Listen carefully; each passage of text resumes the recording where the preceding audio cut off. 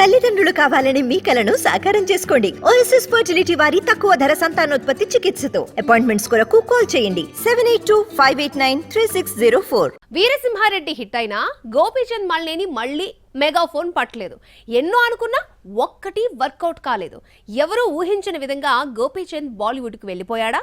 వెళ్తే అక్కడ ఏ హీరోను డైరెక్ట్ చేస్తాడు? Was a story. బాలయ్యతో తీసిన వీరసింహారెడ్డి హిట్తో గోపీచంద్ క్రేజీ డైరెక్టర్ అయినా బిజీ కాలేకపోయాడు. తమిళ స్టార్ తో సినిమా అంటూ వచ్చిన వార్తల్లో నిజం లేదు.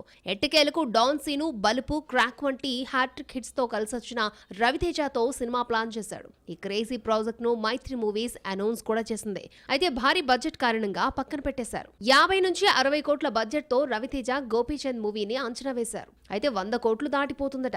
రవితేజ కెరియర్ లో ఇంతవరకు 50 కోట్ల షేర్, 100 కోట్ల గ్రాస్ కలెక్ట్ చేసిన సినిమా లేదు.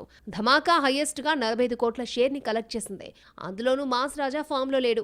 ఈ టైంలో రవితేజపై 100 కోట్లంటే రిస్క్ అవుతుందని భావించిన మేకర్స్ డ్రాప్ అయ్యారు. రవితేజ గోపీచంద్ మల్లేని సినిమా క్యాన్సిల్ అయినా దర్శకుడు మాత్రం ఇదే కథను పట్టుకుని కూర్చున్నాడు. ఈ పాన్ ఇండియా కథను బాలీవుడ్ హీరోతో తీస్తే 100 కోట్ల బడ్జెట్ వర్కౌట్ అవుతుందన్న ప్లాన్ వేసిన గోపీచంద్ అందులో సక్సెస్ అయ్యాడు. గదర్ 2తో ఫామ్ లోకి వచ్చిన సన్నీ డియోల్ తో రవితేజ కథను తీయనున్నాడు.